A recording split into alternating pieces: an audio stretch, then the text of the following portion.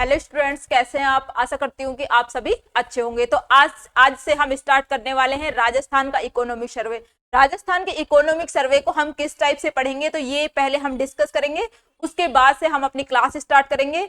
ये क्लास सभी competitive exams के लिए बहुत ज्यादा इंपॉर्टेंट होने वाली है, जो कि राजस्थान में होते हैं, जैसे सेकंड ग्रेड, थर्ड ग्रेड, पटवार, वीडियो, फोर्थ ग्रेड, सभी के लिए काफी ज्यादा इंपॉर्टेंट होगी, क्योंकि इसमें हम जो राजस्थान का इकोनॉमिक सर्वे कवर करवाएंगे इस टाइप से करवाएंगे कि राजस्थान की इकोनॉमी में जो भी करंट अपडेट है इसमें से किया जा सके। और भी हम इसमें काफी सारी चीजें ऐड करवाने वाले हैं, जैसे कि हम जो इकोनॉमिक सर्वे करवाएंगे ना, इसको इस टाइप से करवाएंगे।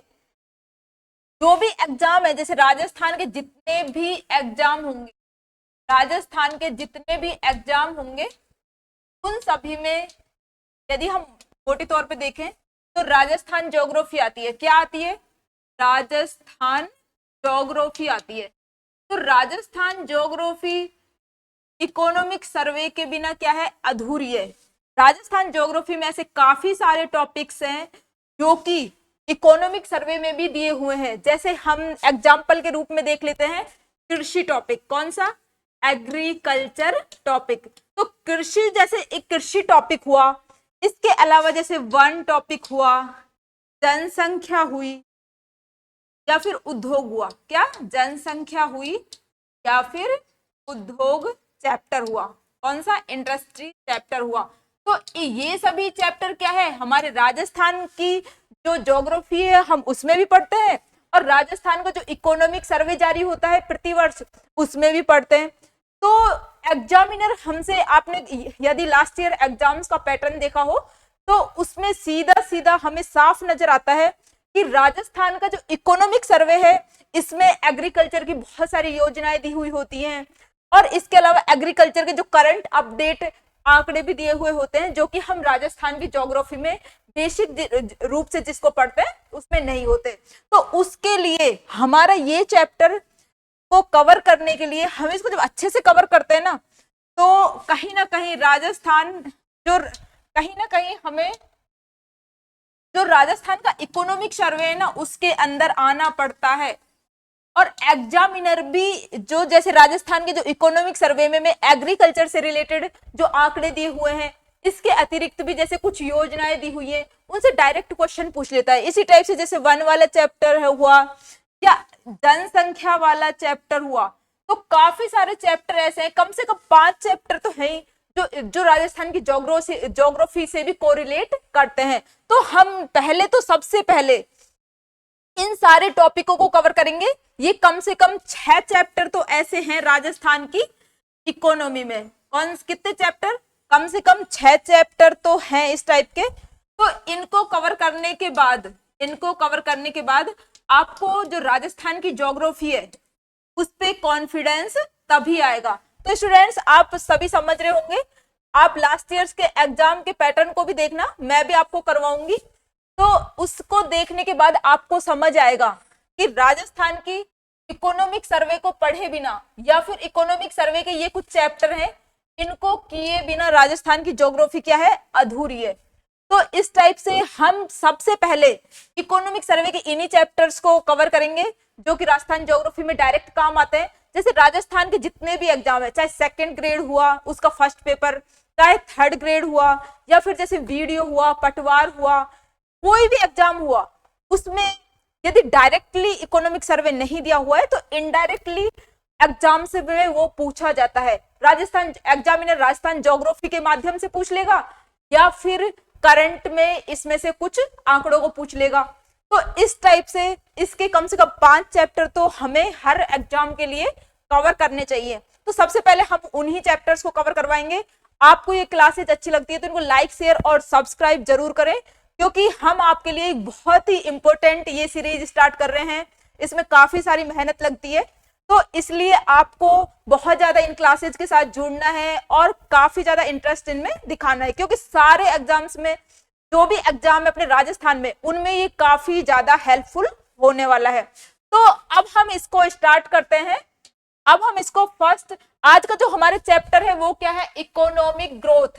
इकोनॉमिक ग्रोथ जिसे हम आर्थिक वृद्धि कहते हैं, ये फर्स्ट चैप्टर है। और ये जो चैप्टर है ये ऐसा चैप्टर है क्योंकि ये डायरेक्टली तो किसी एग्जाम में नहीं दिया हुआ, डायरेक्टली तो ये हमारे या तो आरएस के सिलेबस में दिया हुआ है या फिर राजस्थान पटवार में, लेकिन इसके अतिरिक्त राजस्थान के जितने भी एग्जाम होते हैं उनमें जो इकोनॉमिक ग्रोथ ऐसा चैप्टर है जो कि करंट से कोरिलेट करता है और इसमें से एक ना एक क्वेश्चन आता ही आता है, इसलिए इसको बिल्कुल भी छोड़ना नहीं है, इसको अच्छे से पढ़ना है। और इसके अंतर्गत हम क्या क्या पढ़ने वाले हैं, तो इसके अंतर्गत हम देखेंगे जैसे राजस्थान की जीडीपी कितनी है, क्या राजस्थान की जीडीपी कितनी है, या फिर जो एनडीपी होती है वो कितनी है, एनडीपी कितनी है, या फिर जो जीएसवीए होती है राजस्थान की जो जीएसवीए है, जैसे सकल घरेलू उत्पाद या फिर नेट डोमेस्टिक प्रोडक्ट या फिर सकल राज्य मूल्यवर्धन,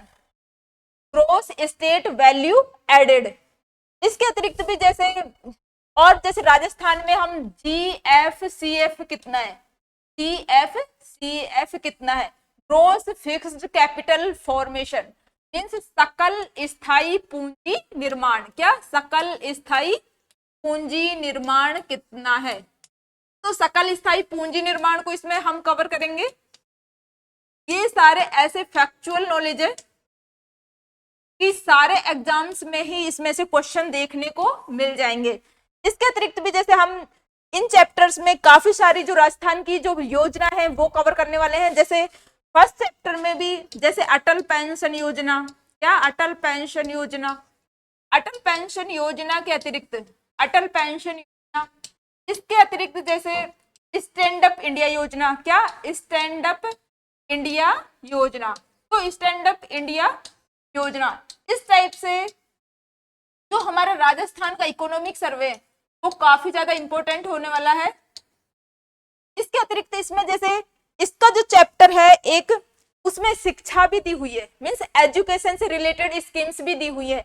जो एजुकेशन से रिलेटेड स्कीम है वैसे तो हर एग्जाम में ही इंपॉर्टेंट है, इसके अतिरिक्त ये रीट में जो शैक्षिक परिदृश्य आता है उसमें भी डायरेक्ट इन योजनाओं को पढ़ना इंपॉर्टेंट है क्योंकि इनसे भी डायरेक्ट क्वेश्चन आता है। तो जो इसके काफी सारे चैप्टर है जो कि बाकी या तो डायरेक्ट रूप से या इनडायरेक्टली इस एग्जाम बाकी सारे एग्जाम्स को काफी ज्यादा सपोर्ट करते हैं, इसलिए इसको हर स्टूडेंट्स को पढ़ना है।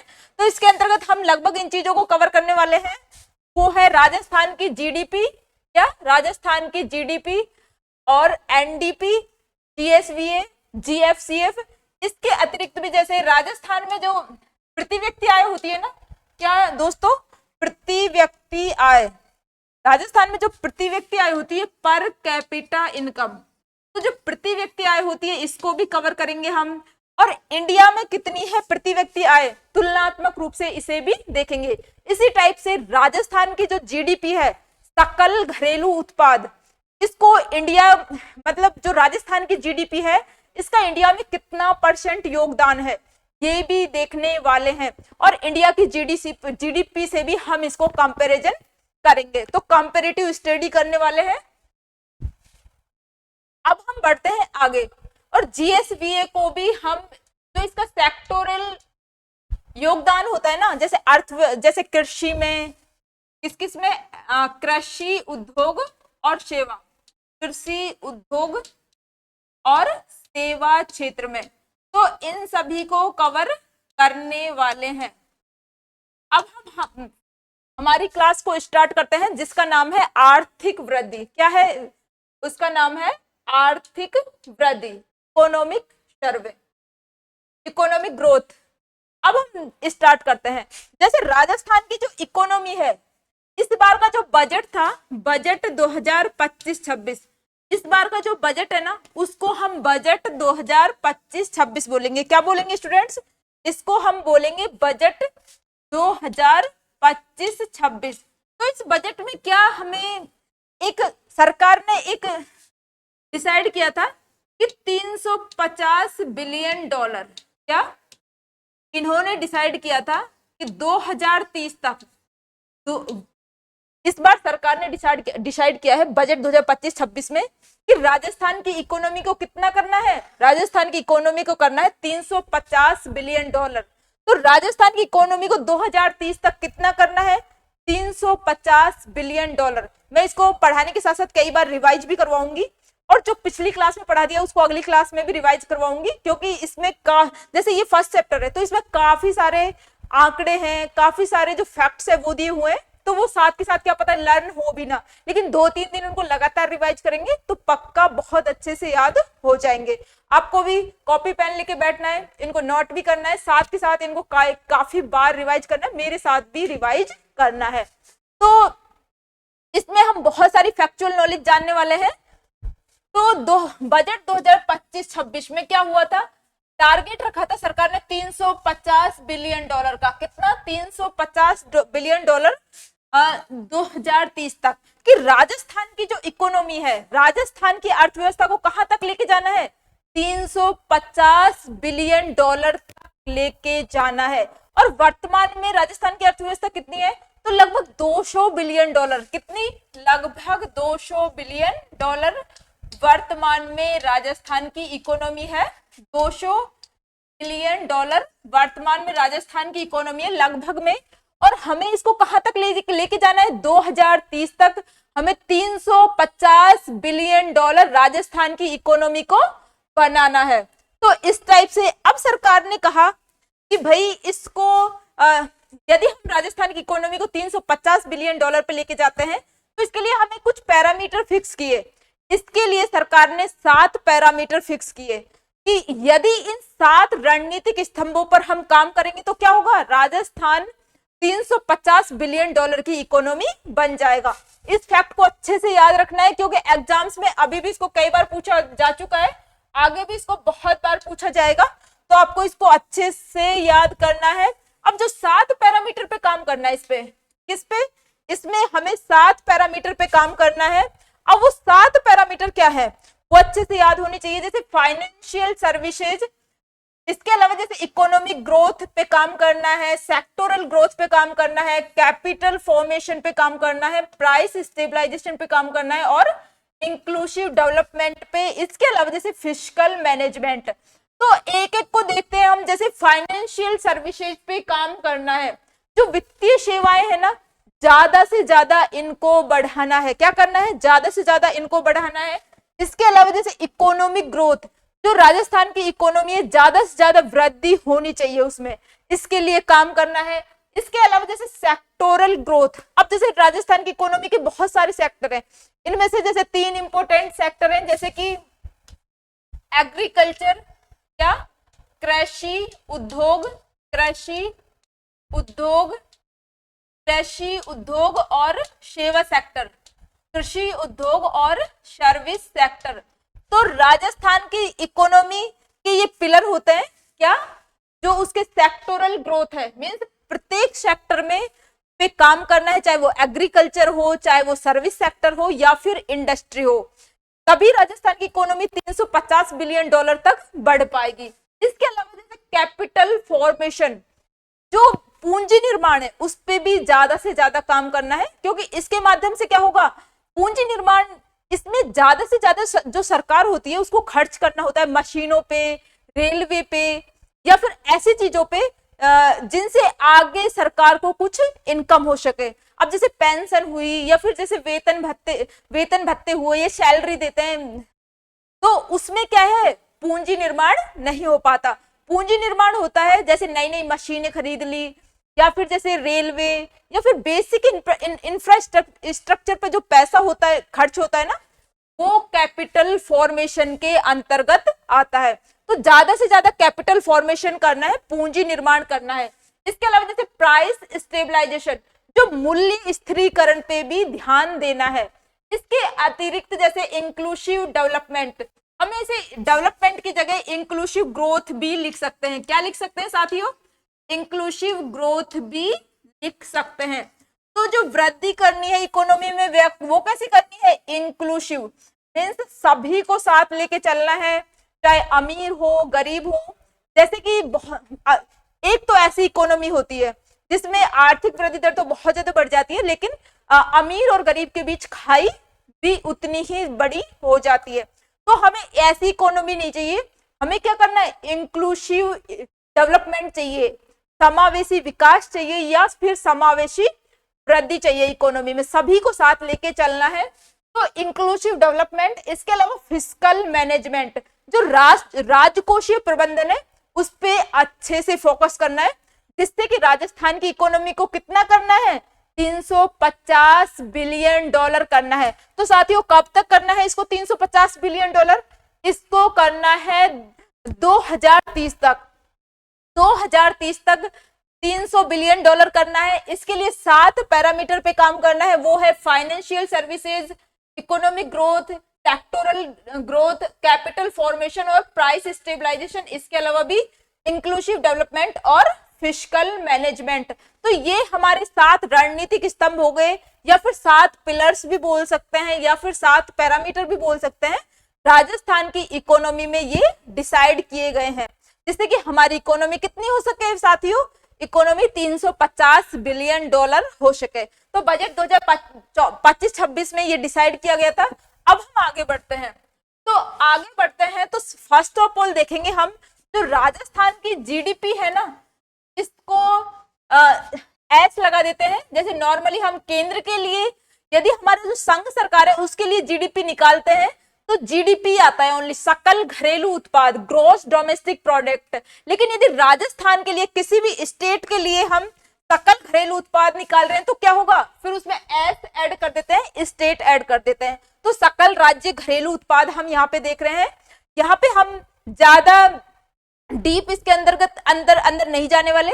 इसके अंदर हम सीधा ये देखने वाले हैं कि एग्जाम के व्यू पॉइंट से कौन सा फैक्ट इंपॉर्टेंट है, या फिर एग्जाम के व्यू पॉइंट से कौन कौन से फैक्ट या आंकड़े या फिर जो भी इसमें दिया हुआ है वो इंपॉर्टेंट है, उसी पे सीधे बात करेंगे, ज्यादा हम इसमें डीप नहीं जाएंगे।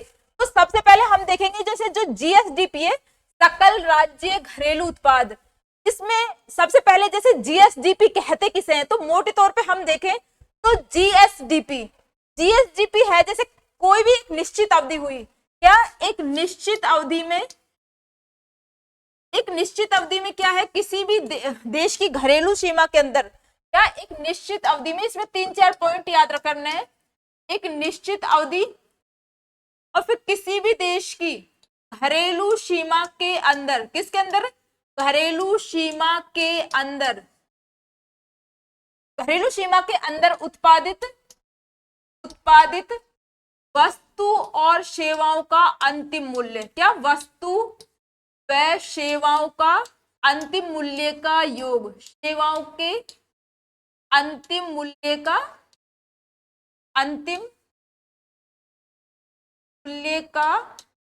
योग, अंतिम मूल्य का योग। तो इस टाइप से कहते किसे हैं, जीएसडीपी कहते किसे हैं।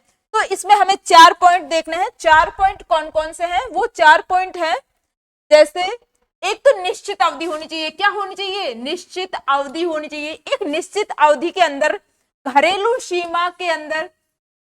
सीमा में उत्पादित वस्तु और सेवा, क्या, एक निश्चित समयावधि में उत्पादित वस्तु और सेवा, ये क्या होना चाहिए, इनके अंतिम मूल्य को इंक्लूड किया जाता है इसमें।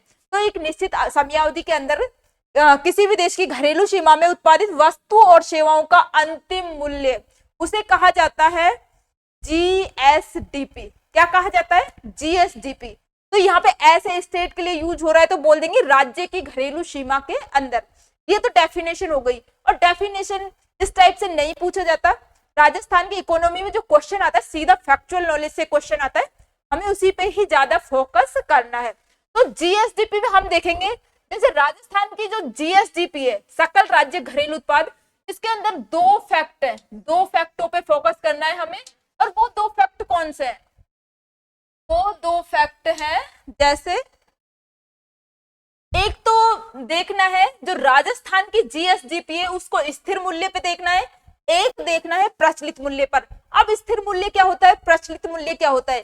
स्थिर मूल्य के लिए बेस ईयर बनाया हुआ है, क्या बनाया हुआ है, आधार वर्ष बनाया हुआ है। आधार वर्ष डिसाइड किया हुआ है इसके लिए 2011-12, क्या डिसाइड किया हुआ है, आधार वर्ष डिसाइड किया हुआ है 2011-12, इसके लिए आधार वर्ष डिसाइड किया हुआ है। तो 2012-11 इसके लिए 11-12 इसके लिए आधार वर्ष डिसाइड किया हुआ है। इस आधार वर्ष के आधार पर ही राजस्थान की इकोनॉमी को स्थिर मूल्य पे निकाला जाता है। जैसे इधर भी दिया हुआ है 2011-12 और प्रचलित मूल्य होता है जैसे करंट का जो मूल्य है ना, वर्तमान में कौन सा मूल्य चल रहा है। तो स्थिर मूल्य पे हमेशा चाहे जीडीपी हो, चाहे एनएसडीपी हो या जीवी हो, सब स्थिर मूल्य पे कम निकलते हैं और जो करंट मूल्य होता है, प्रचलित मूल्य, उस पे ज्यादा निकलते हैं। अब उस पे ज्यादा क्यों होते हैं? उस पे ज्यादा इसलिए होते हैं क्योंकि उसमें जो महंगाई होती है, वर्तमान में जो इन्फ्लेशन होती है, वो भी जुड़ जाती है। तो इसलिए देश की जो आर्थिक विकास है वो दिखाता है स्थिर मूल्य, और प्रचलित मूल्य है ये देश के आर्थिक विकास को नहीं दिखाता। इसमें क्या शामिल होती है? महंगाई भी शामिल होती है। क्या शामिल होती है? इसमें शामिल होती है महंगाई, इसलिए ये ज्यादा दिखता है। तो इसमें हम देखेंगे जैसे जो स्थिर मूल्य पर राजस्थान की जीएसडीपी कितनी है? 9.6 लाख करोड़। कितनी? 9.6 लाख करोड़। और इसमें वृद्धि हुई है 7.82% की वृद्धि देखने को मिली है लास्ट ईयर के कंपैरिजन में। कितनी? 7.82% की वृद्धि देखने को मिली है लास्ट ईयर के कंपैरिजन में। तो स्थिर मूल्य पर राजस्थान की जीडीपी कितनी है? 9.6 लाख करोड़। कितनी? 9.6 लाख करोड़। अब हम देखेंगे प्रचलित मूल्य पर राजस्थान की जीडीपी कितनी है। तो प्रचलित मूल्य पर राजस्थान की जीएसडीपी है 7.4 लाख करोड़। कितनी है साथियों? 7.4 लाख करोड़। स्थिर मूल्य पर तो है 9.6 लाख करोड़ और प्रचलित मूल्य पर है 7.04 लाख करोड़। अब हम इसमें वृद्धि देखें तो 12.2% की वृद्धि देखने को मिलती है। कितनी? 12.02% की वृद्धि देखने को मिलती है। अब हम देखते हैं जैसे स्थिर मूल्य से तो लगभग दुगने से थोड़ा कम ही है, तो 9.6 लाख करोड़। और इसमें क्या है? प्रचलित मूल्य पर है ये 7.04 लाख करोड़। ये दोनों फैक्ट अच्छे से याद करना है, एग्जाम्स में डायरेक्ट पूछे जाते हैं। और जो इसमें 12.02% की वृद्धि हुई है ये भी काफी ज्यादा इंपॉर्टेंट है। तो इन फैक्ट को आपको अच्छे से नोट करना है। और हम इसको जैसे हो सकता है कि पहली क्लास में ये हमें अच्छे से याद ना हो, लेकिन जैसे हम नेक्स्ट क्लास में भी इन आंकड़ों को जैसे पिछली क्लास उसको रिवाइज करवाएंगे, बार बार बोलेंगे, तो ये फिर याद हो जाएंगे। अदर चैप्टर्स में भी ये काफी ज्यादा इंपॉर्टेंट है, तो हम इनको बार बार यूज करेंगे इन फैक्ट्स को, इसलिए ये हो जाएंगे याद। फर्स्ट चैप्टर में थोड़े टफ लग सकते हैं। अब हम देखेंगे जैसे अभी तक तो हमने क्या देखा था? अभी तक तो हमने देखा था राजस्थान की जीडीपी। क्या देखा था? राजस्थान की जीएसडीपी देखा था। अब हम देखेंगे जो इंडिया है, इंडिया की जीडीपी के बारे में जानेंगे, कंपैरिजन करेंगे। क्या करेंगे? कंपैरिजन करेंगे इंडिया की जीडीपी से। तो स्थिर मूल्य पे हम देखें तो इंडिया की जीडीपी है 184 लाख करोड़। साथियों कितनी है इंडिया की जीडीपी? 184 लाख करोड़ है। और प्रचलित मूल्य पे देखें तो हम इंडिया की जीडीपी है 324 लाख करोड़ रुपए। कितनी? 324 लाख करोड़ रुपए प्रचलित मूल्य पे इंडिया की जीडीपी है। कितनी? प्रचलित मूल्य पे, हम इसे करंट प्राइस भी बोल सकते हैं। करंट प्राइस पे इंडिया की जीडीपी है 324 लाख करोड़ रुपए। कितनी है? 324 लाख करोड़। अब हम देखते हैं इसमें लास्ट ईयर की तुलना में कितनी ग्रोथ हुई है। तो इसमें वृद्धि हुई है 9.7%। कितनी? 9.7%। लेकिन एग्जाम के व्यू पॉइंट से ये फैक्ट इतना इंपॉर्टेंट नहीं है। इंडिया की इकोनॉमी में तो हो सकता है, लेकिन राजस्थान की इकोनॉमी में से इस फैक्ट से इतने ज्यादा क्वेश्चन नहीं पूछे जाते। तो राजस्थान की इकोनॉमी में से कौन सा क्वेश्चन पूछा जाएगा, हम उस पे देखते हैं। तो राजस्थान की इकोनॉमी में एग्जामिनर हमसे पूछेगा, क्या पूछेगा एग्जामिनर? एग्जामिनर हमसे पूछने वाला है कि स्थिर मूल्य पे ये देखेंगे हम कि राजस्थान का योगदान कितना है। कि भाई इंडिया की जीडीपी स्थिर मूल्य पर तो 184 लाख करोड़ है, प्रचलित मूल्य पे 324 लाख करोड़ है। अब हम देखेंगे राजस्थान की इकोनॉमी का इसमें कितना योगदान है। तो राजस्थान की इकोनॉमी का स्थिर मूल्य पर तो 4.90% और प्रचलित मूल्य पे कितना है? 5.26%। कितना? 5.26%। तो ये दोनों जो फैक्ट है, एक तो 4.90% और एक 5.26%, ये बहुत ज्यादा इंपॉर्टेंट है, क्योंकि राजस्थान की इकोनॉमी का योगदान बताया है इसमें कि इंडिया लेवल पर जो राजस्थान की इकोनॉमी है उसका स्थिर मूल्य पर तो योगदान है 4.90%, और प्रचलित मूल्य पे कितना योगदान है, प्रचलित मूल्य पे इसका योगदान है 5.26%। कितना है साथियों, 5.26%। इस टाइप से हमने देखा राजस्थान की जीएसडीपी, सकल राज्य घरेलू उत्पाद के बारे में हम बात कर रहे हैं। एक बार वापस से हम इनको रिवाइज करते हैं कि राजस्थान की जो जीएसडीपी है इसमें स्थिर मूल्य पर तो है ये 9.6 लाख करोड़, उसमें 7.82% की वृद्धि देखने को मिली है। यदि हम करंट प्राइस पे देखें जीएसडीपी को तो है 17.04 लाख करोड़। कितनी, 17.04 लाख करोड़। अब हम इसमें वृद्धि देखें तो 12.02% की वृद्धि देखने को मिलती है। कितनी मिलती है साथियों, इसमें मिलती है हमें 12.02% की वृद्धि देखने को मिलती है। अब हम इंडिया से इसको कंपैरिजन करें तो इंडिया में यदि हम बेसिक प्राइस पे देखें तो इंडिया की जीडीपी है 184 लाख करोड़, और हम करंट प्राइस पे देखें तो 324 लाख करोड़। अब हम देखते हैं जैसे राजस्थान का योगदान कितना है, तो स्थिर मूल्य पर तो 4.90% और प्रचलित मूल्य पर है 5.26%। कितना, 5.26%। अब हम आगे बढ़ते हैं, बाद में लास्ट में एक बार चैप्टर के लास्ट में इनको सबको कंपैरिजन करके पढ़ेंगे तो बहुत अच्छे से याद हो जाएंगे। अब हम नेक्स्ट देखते हैं, अब हो गई एनएसडीपी। क्या देखने वाले हैं साथियों, एनएसडीपी हम देखने वाले हैं। क्या देखने वाले हैं, एनएसडीपी। अब एनएसडीपी क्या होता है, तो ये होता है, वो तो था सकल घरेलू उत्पाद, ये था शुद्ध घरेलू उत्पाद। क्या बोलेंगे इसको, शुद्ध राज्य घरेलू उत्पाद। क्या बोलने वाले हैं, शुद्ध राज्य घरेलू उत्पाद, राज्य घरेलू उत्पाद, शुद्ध राज्य घरेलू उत्पाद। तो इसे हिंदी में बोलेंगे नेट स्टेट डोमेस्टिक प्रोडक्ट, शुद्ध राज्य घरेलू उत्पाद। अब ये कैसे निकलता है, जो शुद्ध राज्य घरेलू उत्पाद है, जब जो हमारी जीएसडीपी होती है या फिर जीडीपी होती है उसमें से डेप्रिसिएशन मूल्य ह्रास लेस कर देते हैं तो हमारी एनएसडीपी निकल के आती है। क्या, जो जीएसडीपी होती है ना,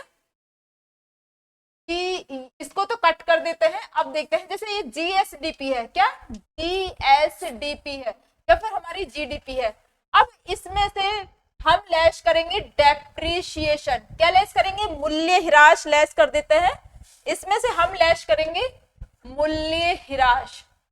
अब ये मूल्य ह्रास क्या होता है, डेप्रिसिएशन क्या होता है, तो ये होता है, इसका अर्थ जानेंगे। फर्स्ट ऑफ ऑल हम जैसे हमने लास्ट ईयर जैसे हमने 2 साल पहले कोई भी गाड़ी खरीदी तो 2 साल बाद, अब 2 साल बाद उसका मूल्य देखते हैं तो 2 साल बाद क्या होगा, जैसे उसके जो टायर हैं या फिर उसका जो जितना भी यूज हुआ है, कितने किलोमीटर वो गाड़ी चल गई, तो उसके जो कल पुर्जे वो 2 साल के अंतर्गत वो जितने यूज हो गए तो उसका जो मूल्य घटेगा ना वो है डेप्रिसिएशन। क्या है, डेप्रिसिएशन, मूल्य ह्रास। तो इस टाइप से शुद्ध राज्य घरेलू उत्पाद जब निकलेगा जब हम सकल राज्य घरेलू उत्पाद में से मूल्य ह्रास लेस कर देंगे। तो इस टाइप से हमें समझ आता है कि जो ये है एनएसडीपी हमेशा हमेशा साथियों जीएसडीपी से कम होगा। किससे कम होगा, ये जीएसडीपी से हमेशा कम होगा, सकल राज्य घरेलू उत्पाद से हमेशा कम होगा। क्यों कम होगा, ये भी हमने जाना, क्योंकि सकल राज्य घरेलू उत्पाद में से मूल्य ह्रास लेस करने के बाद तो ये आया है, अब लेस करने के बाद आया है तो कम ही होगा। इस टाइप से ये हमेशा जीएसडीपी से कम होता है एनएसडीपी। ठीक है, अब हम देखेंगे जैसे जो हमारी एनएसडीपी है, जो मेन चीज पे आते हैं जो एग्जाम में पूछी जाती है। तो एग्जाम में क्या पूछा जाता है, एग्जाम में पूछा जाता है कि जो बेस ईयर है और करंट प्राइस पे मींस जैसे जो एक तो बेस प्राइस पे कितने, किस पे, बेस प्राइस पे, इसे हम लिखेंगे क्या, स्थिर मूल्य लिख सकते हैं, या फिर बेस प्राइस क्या लिख सकते हैं, क्या लिख सकते हैं, बेस प्राइस लिख सकते हैं, या फिर स्थिर मूल्य लिख सकते हैं। तो स्थिर मूल्य पर राजस्थान की जो एनएसडीपी है वो कितनी है, 7.96 लाख करोड़, कितनी है, 7.96 लाख करोड़। स्थिर मूल्य पर राजस्थान की एनएसडीपी कितनी है, 7.96 लाख करोड़। और ये एग्जाम में ये फैक्ट सीधा पूछा जाता है। अब जैसे इसके साथ साथ हम देखेंगे कि इसमें कितनी ग्रोथ देखने को मिली है लास्ट ईयर की तुलना में। तो इसमें वृद्धि देखने को मिली है 8.03% की, कितनी, 8.03% की वृद्धि देखने को मिली है इसमें एनएसडीपी में, 7.96 लाख करोड़, और इसमें 8.03% की वृद्धि देखने को मिली है। अब हम देखते हैं जो एनएसडीपी है करंट प्राइस पे कितना है, किस पे, करंट प्राइस पे कितना है, तो करंट प्राइस पे है 15.25 लाख करोड़, कितना, 15.25 लाख करोड़ हमारा है करंट प्राइस पे, कितना, 15.25 लाख करोड़। अब इसमें ग्रोथ कितनी हुई, तो ग्रोथ देखेंगे लास्ट ईयर की तुलना में, यदि हम लगभग में देखेंगे तो लगभग 12%, और यदि एग्जैक्ट देखेंगे तो 12.23%, कितनी, 12.23%। इन आंकड़ों को हम लगभग में भी याद कर सकते हैं क्योंकि हमें वहां पे जाके पहचानना ही है। ऑब्जेक्टिव टाइप क्वेश्चंस में हमें पहचानना ही होता है, इसलिए हम लगभग में भी याद कर सकते हैं। तो 12.23% एग्जैक्ट इसमें वृद्धि देखने को मिली है लास्ट ईयर की तुलना में, और करंट प्राइस पर है ये 15.25 लाख करोड़। अब हम देखते हैं, अब हमने दो फैक्ट देख लिए, एक तो हमारी जो जीएसडीपी है उसके बारे में बात कर ली, अब हमने बात की है एनएसडीपी के बारे में, जो शुद्ध राज्य घरेलू उत्पाद कितना है और कितनी इसमें वृद्धि देखने को मिली है। तो अब हम देखेंगे, नेक्स्ट देखेंगे, अब हम देखने वाले हैं प्रति व्यक्ति आय के बारे में। किसके बारे में साथियों, जो पर कैपिटा इनकम होती है ना, प्रति व्यक्ति आय कितनी होती है। तो अब हम देखेंगे इसको भी सेम हम इसी टाइप से देखेंगे। तो प्रति व्यक्ति आय निकालते कैसे हैं, सबसे पहले हम देखेंगे प्रति व्यक्ति आय निकालते कैसे हैं। यदि जो एनएसडीपी होती है, एनएसडीपी होती है, इसमें यदि mid year population of state का भाग दे देते हैं, किसका, मिड ईयर, इसका mid year population, mid year population, mid year population of state, mid year population of state का जब भाग दे देंगे तो निकल के आ जाएगी हमारी एनएसडीपी। क्या निकल के आ जाएगी साथियों, एनएसडीपी निकल के आ जाएगी, एनएसडीपी। तो इस टाइप से ये फॉर्मूला हो गया प्रति व्यक्ति आय का, पर कैपिटा इनकम का। अब जो प्रति व्यक्ति आय है वो कैसे निकाली जाती है, जो शुद्ध राज्य घरेलू उत्पाद है, एनएसडीपी है, उसमें हम जो पॉपुलेशन है, mid year population of state का जब भाग देते हैं तो हमारी प्रति व्यक्ति आय निकल के आ जाती है। अब हमसे एग्जामिनर पूछता है कि भाई प्रति व्यक्ति आय कितनी है राजस्थान की, तो प्रति व्यक्ति आय हम देखें तो बेसिक प्राइस पे देखेंगे एक तो, और एक देखेंगे करंट प्राइस पर। एक तो होता है स्थिर मूल्य और एक होता है प्रचलित मूल्य। तो स्थिर मूल्य पे हमेशा कम होगी कोई भी प्राइस, और जो प्रचलित मूल्य है उस पे हमेशा ज्यादा होगी। करंट प्राइस पे इसलिए ज्यादा होगी क्योंकि इसमें जो इन्फ्लेशन है, महंगाई भी जुड़ी होती है, और स्थिर मूल्य जो कि एक बेस ईयर पे आधारित होता है, जैसे कि 2011-12 राजस्थान में लगाया हुआ है।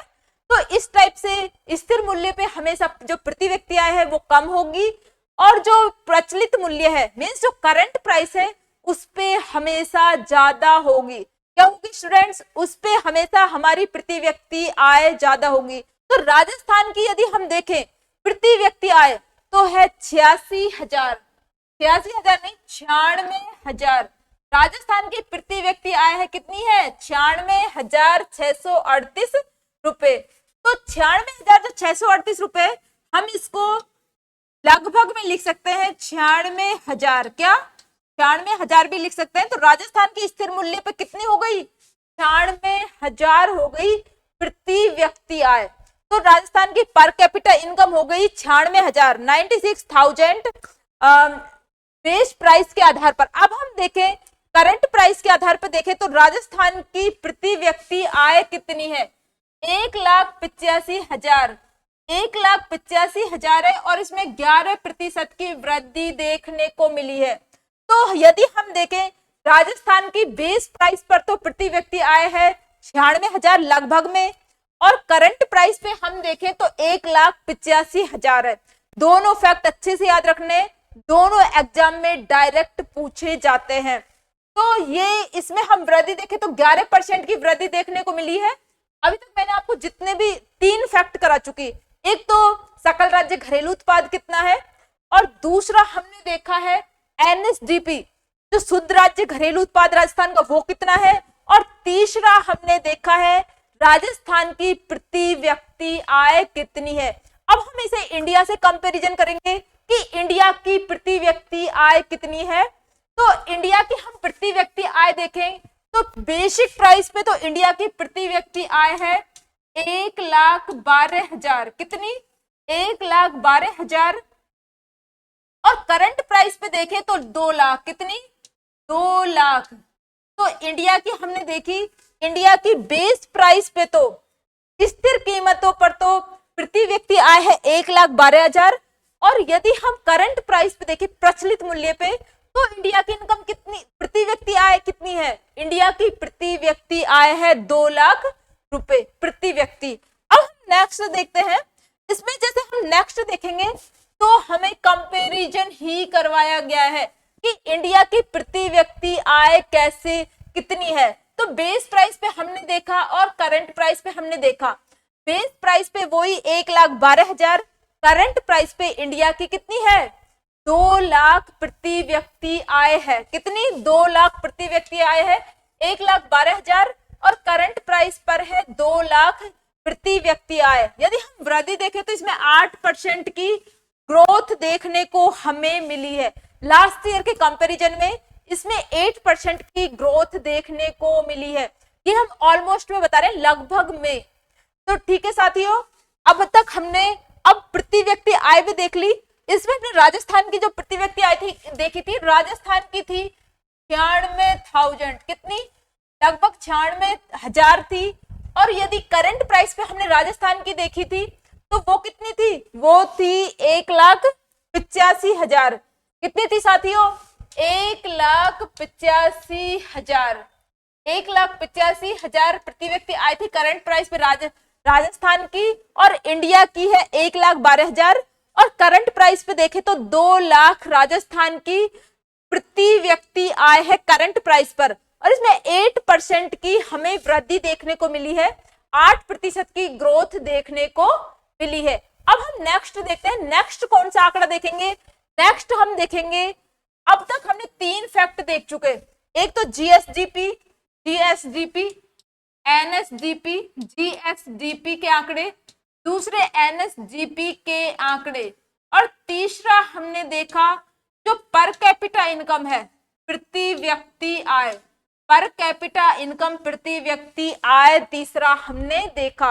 अब हम देखेंगे चौथा फैक्ट हमें कौन सा पढ़ना है। तो चौथा फैक्ट हमें पढ़ना है इसमें जीएसवीए। क्या पढ़ना है साथियों, जीएसवीए पढ़ना है, सकल राज्य मूल्य वर्धन। क्या, ग्रोस, यदि हम इसे इंग्लिश में लिखे तो ग्रोस स्टेट वैल्यू एडेड। क्या, gross state value added, gross state value added, सकल राज्य मूल्य वर्धन। क्या, सकल राज्य मूल्य वर्धन। तो इसमें हम देखेंगे, अब हम जो सकल राज्य मूल्य वर्धन क्यों देखते हैं, इसके देखने का सबसे बड़ा रीजन है, इससे जो राजस्थान की जैसे इकोनॉमी है, कोई भी जो अर्थव्यवस्था होती है उसका जो सेक्टोरल मींस जो क्षेत्रीय जो विकास है वो देखने को मिलता है, सेक्टोरल ग्रोथ का पता चलता है, सेक्टोरल जो सेक्टर वाइज जो कंट्रीब्यूशन है इकोनॉमी में वो कितना है। तो इसके माध्यम से हम देखेंगे जो सेक्टोरल ग्रोथ है, क्या, सेक्टोरल, जो सेक्टोरल ग्रोथ है या फिर सेक्टोरल जो कंट्रीब्यूशन है इकोनॉमी का, कंट्रीब्यूशन कंट्रीब्यूशन है।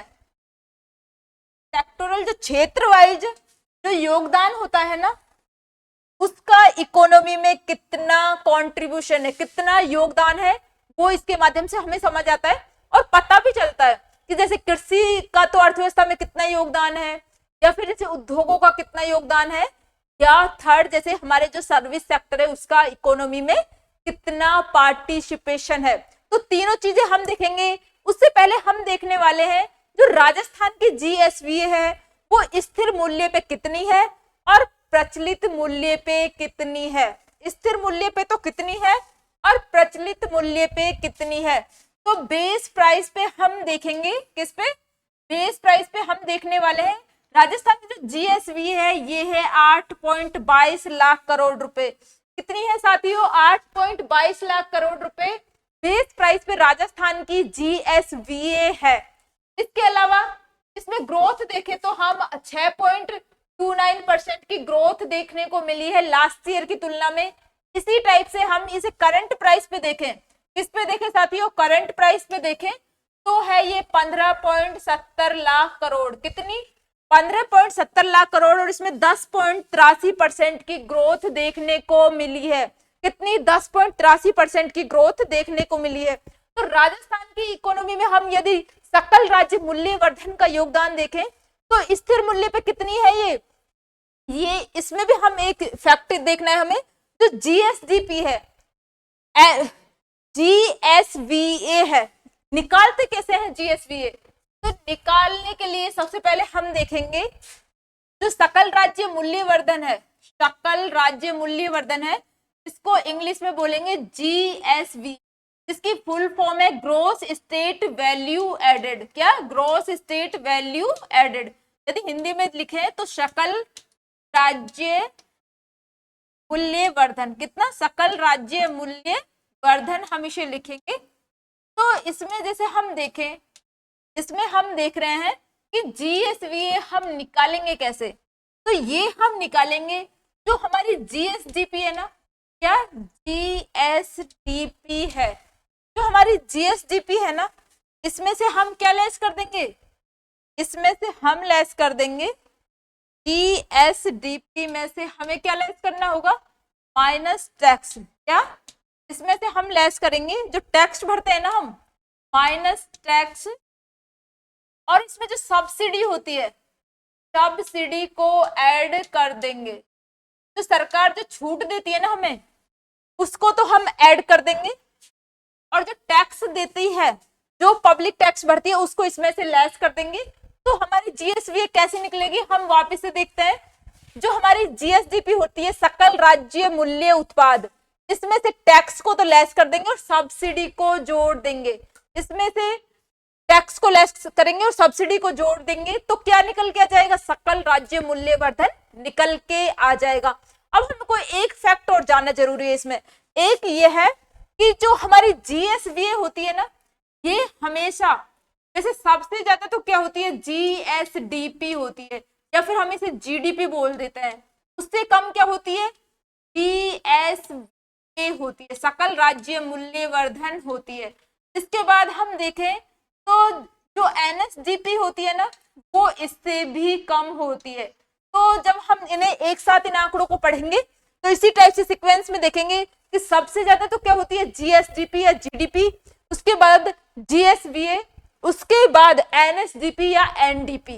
तो तीनों को सीक्वेंस में देखेंगे कि सकल राज्य मूल्य उत्पाद, फिर सकल राज्य मूल्यवर्धन और शुद्ध राज्य घरेलू उत्पाद। तो इन तीनों को सीक्वेंस में देखेंगे और हमेशा जीएसवी जीएसडीपी से कम होती है और जो एनएसडीपी है वो जीएसवीए से भी कम होती है। इस टाइप से हमने देखा जो सकल राज्य मूल्य उत्पाद तक, सकल राज्य मूल्यवर्धन तक, जीएसवीए तक हमने देखा, और हमने देखा जो स्थिर मूल्य पे जो सकल जीएसवीए वो कितनी है, वो 8.22 लाख करोड़, और करंट प्राइस पर है ये 15.70 लाख करोड़। कितनी, स्थिर मूल्य पर तो 8.22 लाख करोड़ है और इसमें 6.29% की ग्रोथ देखी गई है लास्ट ईयर की तुलना में। और यदि करंट प्राइस पे देखें तो 15.70 करोड़ है 15.70 लाख करोड़ है और इसमें 10.83% की वृद्धि देखने को मिली है लास्ट ईयर की तुलना में। तो इस टाइप से हमने जो जीएसवीए को भी कवर किया। अब हम देखेंगे इसका सेक्टर वाइज योगदान। अब हम क्या देखने वाले हैं, सेक्टर वाइज योगदान देखने वाले हैं कि जो सेक्टर वाइज योगदान कितना है राजस्थान की इकोनॉमी में। तो सेक्टर वाइज हम दो योगदान देखें, सबसे ज्यादा योगदान किसका है, सबसे ज्यादा योगदान है, सबसे ज्यादा योगदान किसका है साथियों, सबसे ज्यादा योगदान है सेवा क्षेत्र का। किसका है, सेवा क्षेत्र का। तो सर्विस सेक्टर है ना हमारा, इसका सबसे ज्यादा योगदान है 45.7%। उसके बाद है 28% योगदान। 28% योगदान किसका है, 28% योगदान है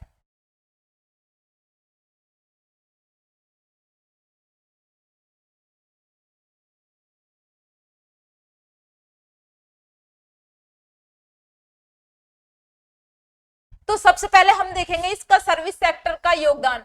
सबसे ज्यादा योगदान है 45.7% सर्विस सेक्टर का, सेवा क्षेत्र का 45.7% योगदान है। और इसके बाद हम देखें तो उद्योगों का योगदान है कितना, 28%। और उसके बाद हम देखें तो हमारे जो कृषि क्षेत्र है ना, इसका योगदान है 26.54%। कितना, 26.54%। तो इसका योगदान है 26.54%। अब हम देखें तो हम ये तो था जीएसवी स्थिर मूल्य पर, स्थिर मूल्य पर। अब हम देखते हैं जो प्रचलित कीमतों पे कितना है, मींस जो हमारी करंट प्राइस है उस पे कितना है। तो करंट प्राइस पे भी सबसे ज्यादा योगदान सर्विस सेक्टर का ही है 45.92%, 45.92%। इसके बाद जो उद्योग क्षेत्र है, जो उद्योग है उसका योगदान है 27.16%। और तीसरे नंबर पर कृषि है, इसका योगदान 26.92% है। कितना परसेंट है, 26.92%। तो इस टाइप से जैसे अब हमने वापस से देखते हैं, जैसे स्थिर मूल्य पर तो हमारा तीनों क्षेत्रों का कितना योगदान है और प्रचलित मूल्य पे कितना।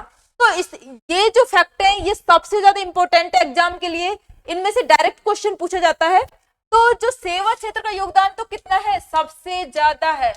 तो सेवा क्षेत्र का कितना योगदान है, 45.07%। इधर देखें तो हम 45.92% है। अब इसी टाइप से उद्योग क्षेत्र का इधर योगदान देखें तो 28% है और इधर देखें तो 27% है। इसमें चेंज आएगा, जो उद्योग क्षेत्र है इंडस्ट्री में चेंज आएगा। बाकी जैसे जो सेवा सेक्टर है या फिर जो कृषि है उसका तो कोई सेम है, 45% दोनों साइड आएगा और दोनों साइड एग्रीकल्चर में 26% आएगा। सेवा क्षेत्र का तो दोनों साइड कितना है 45% और एग्रीकल्चर का देखें तो 26% है दोनों साइड। लेकिन जो इंडस्ट्री है इसमें चेंज आ रहा है 28 और 27%। स्थिर कीमतों पर ये 28% योगदान है और जैसे जो प्रचलित कीमत है इसमें इसका 27% योगदान है।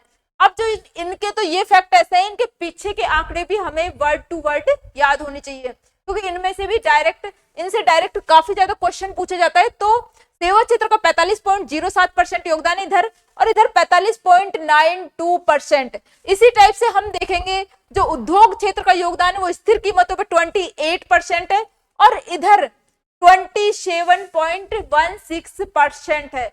अब हम देखेंगे जो कृषि क्षेत्र है उसका योगदान स्थिर कीमतों पर तो 26% है। कितना है साथियों, 26.54%। कितना है, 26.54%। और यदि हम देखें प्रचलित कीमतों पर इसके योगदान है एग्रीकल्चर का 26.92%।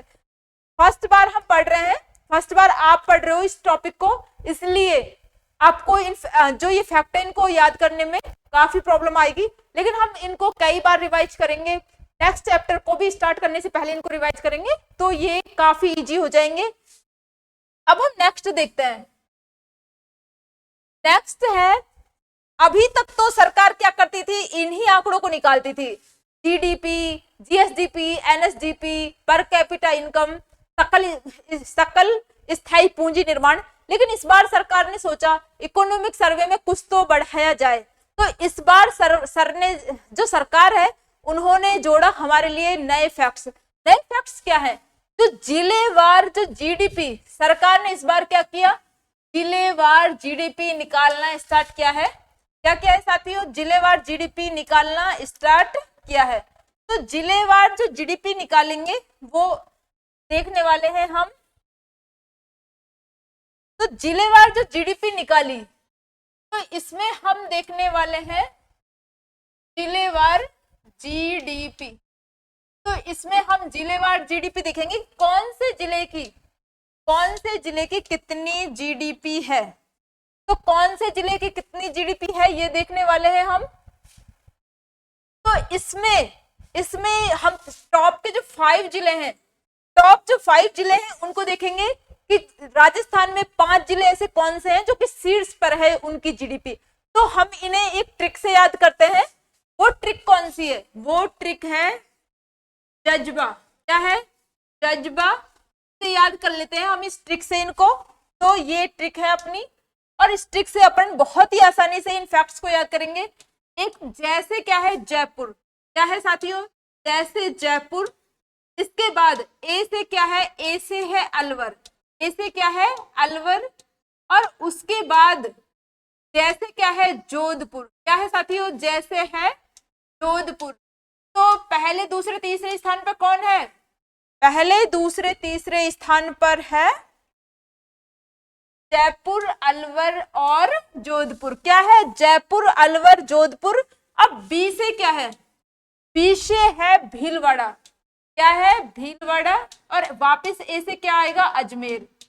इसे तो है भीलवाड़ा, और ए से क्या आएगा? अजमेर।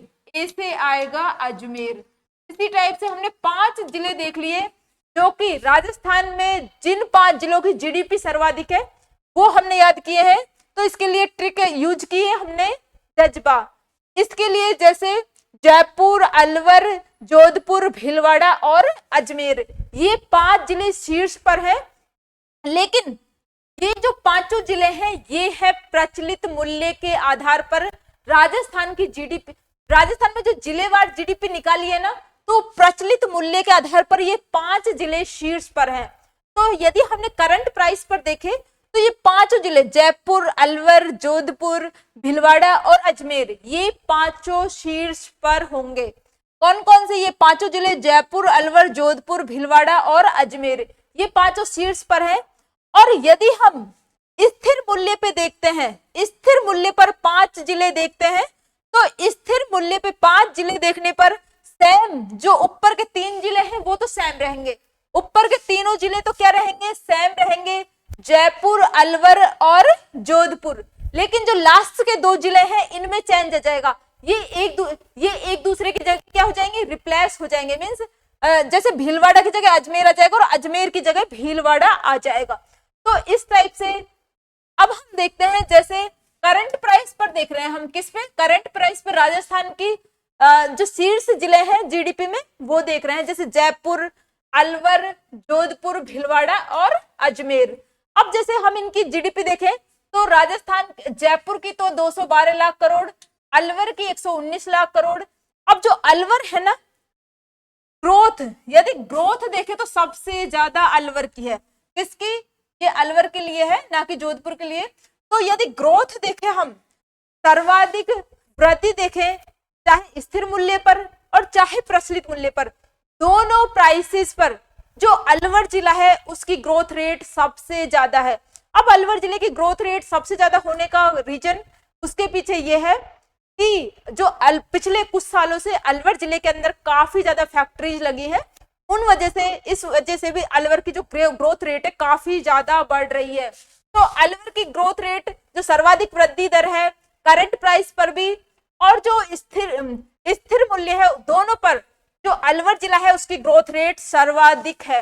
अब ये तो देखा हमने प्रचलित मूल्य पर शीर्ष 5 जिले। अब हम जैसे बेसिक प्राइस पर, स्थिर कीमत पर भी हमने डिस्कस किया था कि शीर्ष 5 जिले कौन से हैं।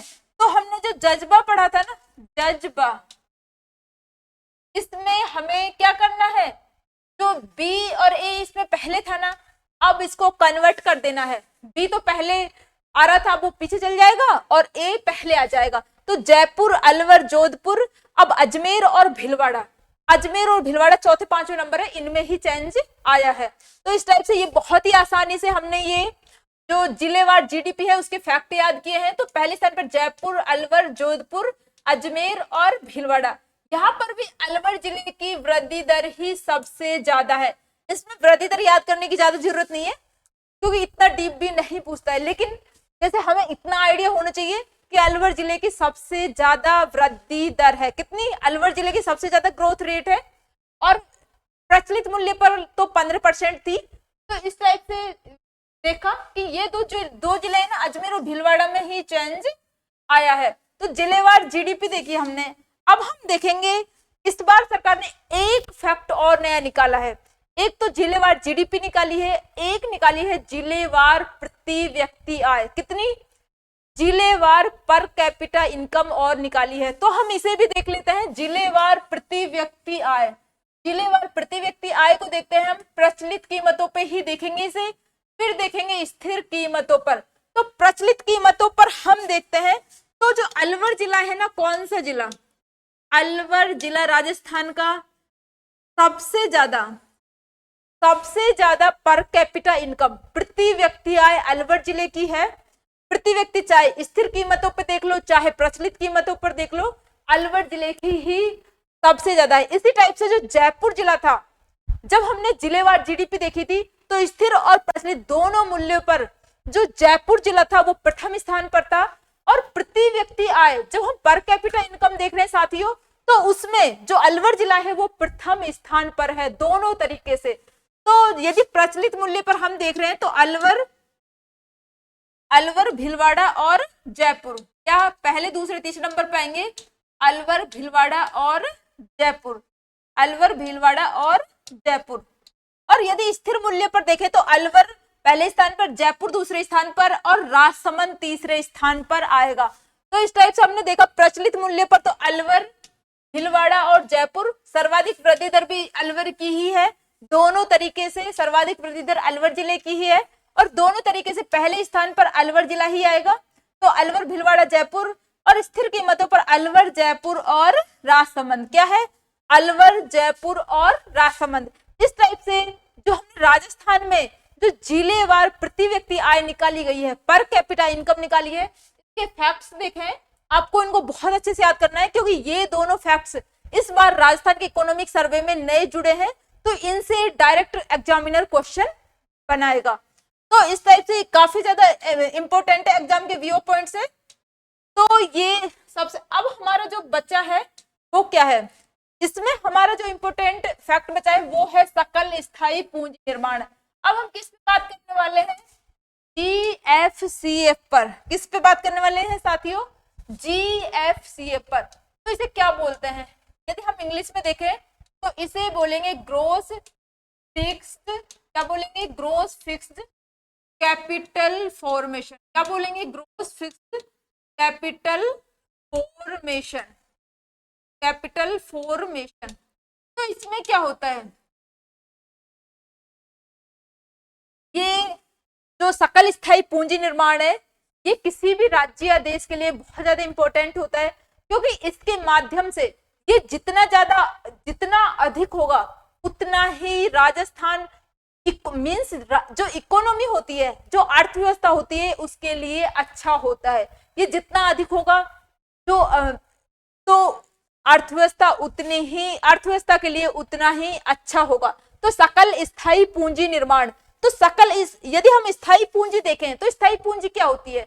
जैसे सरकार जो पैसे खर्च करती है, जैसे इंफ्रास्ट्रक्चर पे पैसे खर्च कर दिए, जैसे इंफ्रास्ट्रक्चर क्या होता है मींस जैसे रेलवे की पटरियां बनाने में या फिर सड़क बनाने में या फिर कोई मशीनें खरीदने में जो पैसे खर्च हुए वो स्थायी पूंजी होती है।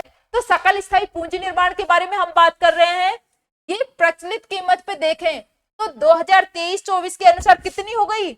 ये है 4,48,61 लाख करोड़ रुपए। कितनी है? 4,48,61 करोड़ रुपए क्या है हमारी GFCF, सकल स्थायी पूंजी निर्माण। अब हम देखें तो राजस्थान में इसका कितना योगदान है, तो इसका 29.46%, कितना 29.46%। कुल GSPDP का कितना है ये 29.46%। इसकी बात कर रहे हैं हम कि जो ये है 4,48,61 लाख करोड़ का जो ये आंकड़ा है ना, ये कुल GSDP का 29.41% है।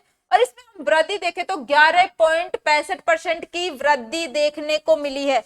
यदि हम इसमें वृद्धि देखें, ग्रोथ देखें लास्ट ईयर की तुलना में, तो कितनी ग्रोथ देखने को मिली है 11.65% की ग्रोथ देखने को मिली है। इसके बाद हम देखेंगे, अब हम देखेंगे कि इसमें जो प्राइवेट सेक्टर का योगदान ज्यादा है या फिर गवर्नमेंट सेक्टर का। तो गवर्नमेंट को तो फुर्सत ही नहीं है अपने जो सुशासन के काम करने में, मींस जैसे गवर्नमेंट का काम तो मेन जो वेलफेयर स्टेट की भूमिका निभाना है, तो गवर्नमेंट तो अपने उन कामों में लगी हुई है। तो इसमें सबसे ज्यादा योगदान किसका है प्राइवेट सेक्टर का। किसका है साथियों प्राइवेट सेक्टर का। अब प्राइवेट सेक्टर का कितना योगदान है, इसमें प्राइवेट सेक्टर का योगदान है 78.27%। कितना योगदान है 78.27%, 78.27%। इसमें मेन योगदान किसका है प्राइवेट सेक्टर का 78.27%। अब हम देखते हैं सार्वजनिक क्षेत्र का कितना योगदान है। जो बचा हुआ 21.73% योगदान है वो किसका है सार्वजनिक क्षेत्र का योगदान है। किसमें योगदान है ये GFCF में, हमारे जो सकल स्थायी पूंजी निर्माण की बात कर रहे हैं।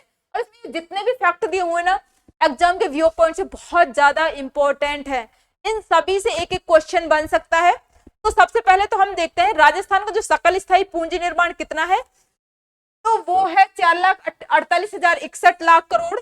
अब राजस्थान की जो कुल GSDP है उसमें इसका योगदान है 29.46%। कितना योगदान है 29.46%। अब हम देखते हैं जैसे यदि हम इसकी वृद्धि देखें तो लास्ट ईयर की तुलना में इसमें कितनी ग्रोथ देखी गई है 11.65%। कितनी 11.65% इसमें वृद्धि देखी गई है। अब इसमें जो दो क्षेत्र है उनका योगदान है सबसे ज्यादा, और उसमें भी जो प्राइवेट सेक्टर है उसका ही सबसे ज्यादा योगदान है लगभग 78%, और सार्वजनिक क्षेत्र में देखें तो लगभग 22%, 21.73%। तो इसे हम 22% बोल सकते हैं। निजी क्षेत्र में 78%। अब हम देखते हैं जो तीन क्षेत्र ऐसे हैं, क्या है तीन क्षेत्र ऐसे हैं जो कि इसमें क्या करते हैं शीर्ष भूमिका निभाते हैं। तो वो तीन क्षेत्र कौन से हैं, वो है जैसे कंस्ट्रक्शन, क्या है कंस्ट्रक्शन, क्या निर्माण क्षेत्र कंस्ट्रक्शन। इसके अलावा जो रेजिडेंशियल जो बिल्डिंग्स होती है, जो हमारी रेजिडेंशियल बिल्डिंग्स होती है ना, आवासीय भवन, क्या आवासीय भवन सेकंड स्थान पर। और तीसरा योगदान है इसमें पब्लिक एडमिनिस्ट्रेशन का। किसका पब्लिक एडमिनिस्ट्रेशन का, लोक प्रशासन का। तो तीसरे नंबर पर किसका योगदान है इसमें लोक प्रशासन का, पब्लिक एडमिनिस्ट्रेशन का। पब्लिक एडमिनिस्ट्रेशन लोक प्रशासन का तीसरे स्थान पर इसमें योगदान है। अब हम देखते हैं इसमें चौथे नंबर पे कौन आएगा। तो चौथे नंबर पे हमसे एग्जामिनर पूछे तो विनिर्माण, जो मैन्युफैक्चरिंग होती है ना, मैन्युफैक्चरिंग जो विनिर्माण होता है, मैन्युफैक्चरिंग विनिर्माण का योगदान होता है चौथे नंबर पर। तो इस टाइप से हमने देखा जो हमारे GFCF पे सकल स्थायी पूंजी निर्माण पे सबसे ज्यादा योगदान किन क्षेत्रों का है। यदि हम इन्हें ट्रिक से देखें तो प्रत्येक बच्चे पे किसकी कृपा होती है, प्रत्येक बच्चे पे किसकी कृपा होती है, उसकी माँ की। किसकी कृपा होती है, बच्चे की माँ की। तो ये है हमारी ट्रिक। ये ट्रिक, इससे आपको बहुत अच्छे से ये फैक्ट याद हो जाएंगे। तो किसकी कृपा होती है, उसकी माँ की। अब हम देखते हैं जैसे C से तो क्या बनेगा कंस्ट्रक्शन, R से क्या बनेगा रेजिडेंशियल बिल्डिंग, और PA से क्या बनेगा पब्लिक एडमिनिस्ट्रेशन। क्या बनेगा, पब्लिक एडमिनिस्ट्रेशन, और एमए से क्या बनेगा, मैन्युफैक्चरिंग। इस टाइप से हमारे जो चारों आंकड़े बहुत ही शानदार तरीके से याद करवा दिए गए हैं। तो ये कौन से, सी से तो कंस्ट्रक्शन, आर से रेजिडेंशियल बिल्डिंग, पीए से पब्लिक एडमिनिस्ट्रेशन, और एमए से है मैन्युफैक्चरिंग। तो इस टाइप से जो चारों शीर्ष जो क्षेत्र हैं जिनका सकल स्थायी पूंजी निर्माण में सर्वाधिक योगदान है, तो वो भी हमें याद हो गए हैं। अब नेक्स्ट देखते हैं। तो इस टाइप से हमने जो राजस्थान इकोनॉमी का फर्स्ट चैप्टर था, आर्थिक वृद्धि, इकोनॉमिक ग्रोथ, अच्छे से कवर किया है। मुझे उम्मीद है कि आपको ये याद हो गया होगा। यदि याद होने में थोड़ी बहुत कमी रही हुई होगी तो वो आप बार बार दोहराएंगे, बार बार बोलेंगे, या फिर जैसे नेक्स्ट क्लासेज में मैं इसको रिवाइज करवाऊंगी तब आपको ये याद हो जाएगा। इसके एक भी फैक्ट को इजी वे में नहीं लेना है, हर एक फैक्ट एग्जाम के व्यू पॉइंट से काफी ज्यादा इंपॉर्टेंट है। राजस्थान के जितने भी एग्जाम है उन सभी एग्जाम में ये जो टॉपिक है इकोनॉमिक ग्रोथ डायरेक्टली या इनडायरेक्टली बहुत ज्यादा सपोर्ट करता है। तो आप इस टॉपिक को बिल्कुल मिस नहीं कीजिएगा और इसको अच्छे से लेना है इस क्लास को, और सभी बच्चों को इन जो राजस्थान की इकोनॉमिक सर्वे की क्लासेज है इनसे जुड़ना है। Thank you so much.